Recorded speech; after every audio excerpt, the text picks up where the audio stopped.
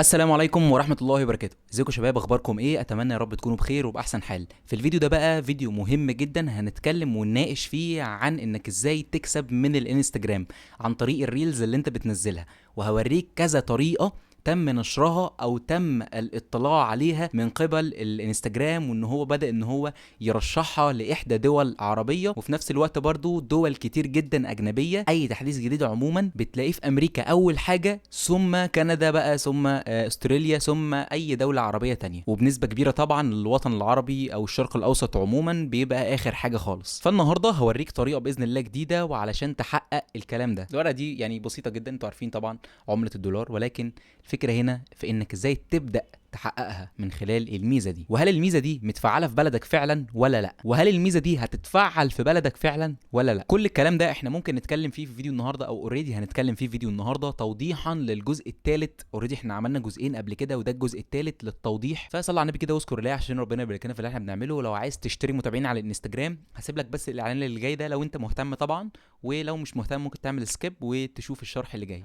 لو كان عندك بيزنس تجاري او عندك صفحه على الانستجرام او الفيسبوك وبتعمل لها اعلانات مموله، والاعلانات دي مش جايبه همها من حيث التفاعل اللي هو اللايكس او التفاعل بشكل اخر اللي هو الفولورز، فشركه مستر فاست بتقدم لك ميزه كويسه جدا جدا، وهي انها بتستلم الصفحه بتاعتك على الفيسبوك بالعدد ده، بتسلمه لك بالعدد ده، وده في مده زمنيه قصيره جدا لا تتعدى ايام من دفعك او من ارتباطك بالخدمه اللي انت بتتفق معانا عليها، على حسب الباكج والكميه كمان اللي انت اخدها. كذلك على الانستجرام بنقدر ان احنا ناخد الصفحه بتاعتك بالشكل ده وبالعدد ده ونسلمها لك بالعدد ده، ده طبعا على حسب الباكج وعلى حسب كمان الكميه اللي انت واخدها، وبتقدر على مده زمنيه معينه تقدر ان انت تستفسر من خلال الرقم اللي قدامك على الشاشه ده. او لو بيصعب عليك نقل الرقم من على الشاشه زي ما انت شفت كده قدامك، هتلاقي في اول كومنت مثبت رابط، والرابط ده بيبدا ان هو يوجهك بعد الضغط عليه على محادثه على تطبيق الواتساب.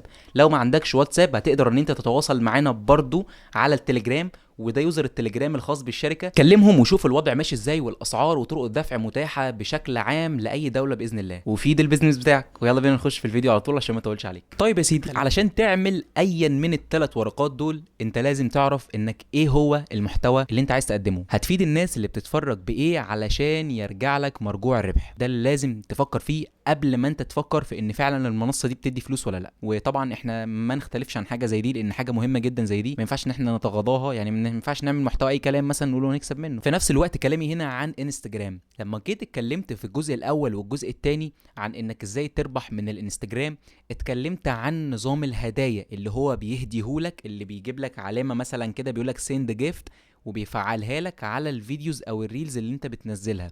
ده اللي انا اتكلمت عنه، وقلت ان هي مش مفعله، وقلت البلاد اللي مفعله فيها، وهتكلم عنها النهارده باختصار شديد.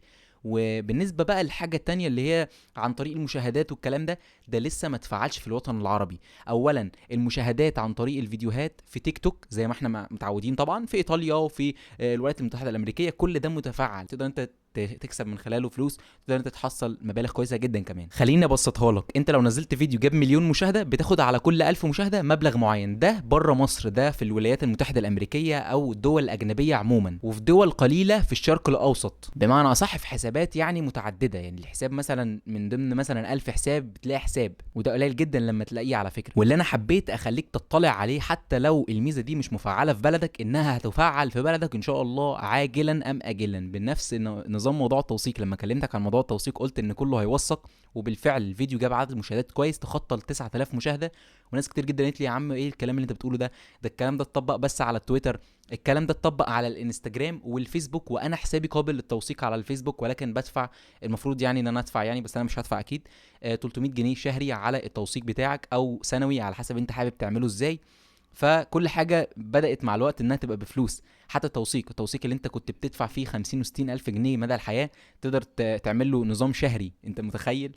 فنفس النظام برضو في الربح، هيكون منصه ربح اللي هي بيدو، هيكون منصه ربح، لان هم بينطحوا في اليوتيوب وفي تويتر برضو عنده كده تحقيق الدخل ديت مش هنخوض فيها.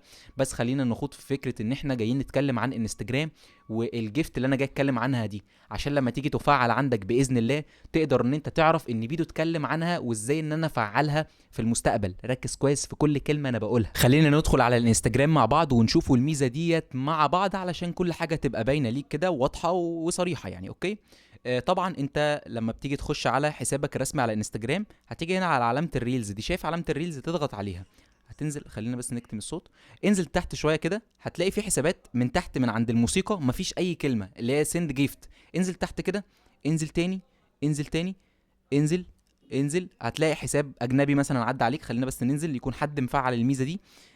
خلافا باللي هو موثق او لا، عادي، انت ممكن ما تكونش موثق وتكون مفعل علامه الربح دي.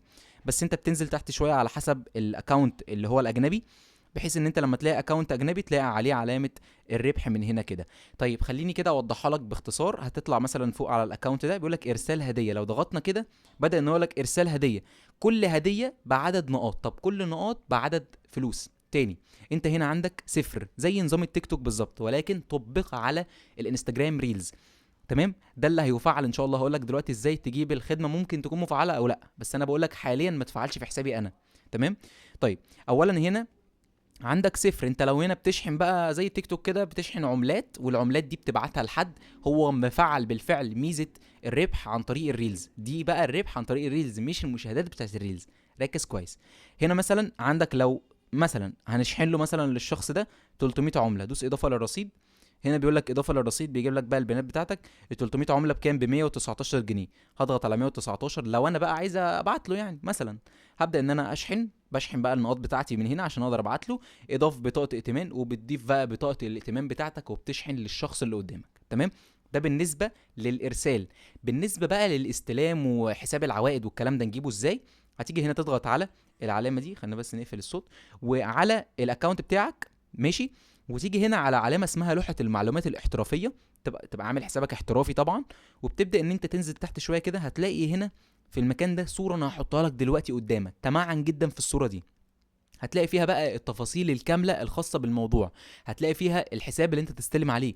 كل الكلام ده هيفعل ان شاء الله في المستقبل، ولكن في احدى الدول العربيه. انا لسه ما جمعتلكش كل الدول، انا ممكن احط لك اسم الدوله هنا اللي هي مفعل فيها بالفعل، او مفعل في احدى الحسابات اللي فيها. وبعد كده زي موضوع التوثيق، وزي ما وضحت لك ان موضوع التوثيق جاء الاول فين؟ في الولايات المتحده، بعد كده بقى انتشر في استراليا وغيره، وبدا انه يخش على مصر والسعوديه والدول العربيه بشكل عام. اوكي. طيب خلينا كده نبدا ان احنا ننزل تحت شويه كده، هتلاقي هنا كذا حاجه، اعلانات مشتركه، مش عارف ايه. كل الكلام ده ملوش اي علاقه بالربح، لانه اوريدي ما اتفعلتش في حسابي. بس انا حبيت اوري لك ان الحساب لما انت تشوفه هتبدا ان انت تخش كذا، وتبدا ان انت تفعل كذا، والكلام كله هيبقى سهل. تمام. ده بالنسبه لموضوع الربح اللي انا جاي اتكلم فيه. بالنسبه للفيديو اللي فات بقى اللي انا اتكلمت فيه، قلت يا جماعه موضوع الهدايا، الهديه دي بتجيلك على الجيميل، ديت اللي انا كنت عارفها من خلال استوديو الانستجرام. دي ميزه كان منزلها انستجرام، ان انت لما تجيب عدد كبير جدا من المشاهدات يحقق لك عدد من الارباح، وده طبعا اظن اتلغى يعني. بس فدي طريقه سنويه ان شاء الله تتفعل عندك، بحيث ان انت تشوف الفيديو ده وتستفيد مع الوقت ان شاء الله باذن الله. نتكلم عن التوثيق، بس يكون حد فيه متبرع كده معانا، لان انا مش هصرف 300 جنيه بصراحه على التوثيق ويبقى كده يروح بعدها بشهر ملوش اي 30 لازمه. ده بالنسبه لي انا، دي اعتقادي الشخصي، انت ما اعرفش بقى نظامك ايه، براحتك خالص. المهم ان انا شايف ان انت بصراحه لو هتصرف فلوسك فما تصرفوش على التوثيق، اصرفوا على اعلان ممول مثلا، فاهمني؟ بس وهتلاقي معظم الحسابات كده يعني، ارسال هديه، لو ضغطت على ارسال هديه هتديله الهديه ويتبعت له الفلوس، فاهمني؟ بس شوف كده برضو الميزه متفعله عندك ولا لا. لو مش متفعله اصبر علشان تتفعل في بلدك، انت كده مش متفعله في بلدك كلها، مش انت بس. اوكي. بس ده كان كل حاجه في فيديو النهارده، اتمنى تكونوا استفدت من الفيديو. شير، لايك، سبسكرايب، وانتظر الطريقه، انتظر الميزه ذات نفسها تتفعل عندك الاول، عشان عارف اللي في الكومنتات يقول لك دي مش متفعله عندي. طب ما انا عارف، انا بفهمك ان هي هتجيلك على الحساب، ازاي تتعامل معاها. اول يا عم ما تيجي هبقى اديها لك بالتفصيل الممل برضو، عشان برضو تبقى فاهم الوضع ماشي ازاي. وعلى فكره انا قرات من نظام المساعده بتاع الانستجرام او ميتا بشكل عام، الكلام اللي انا بقوله انا ما بقولش حاجه من عندي. بس يا باشا، شكرا جدا على المشاهده، والسلام عليكم ورحمه الله وبركاته.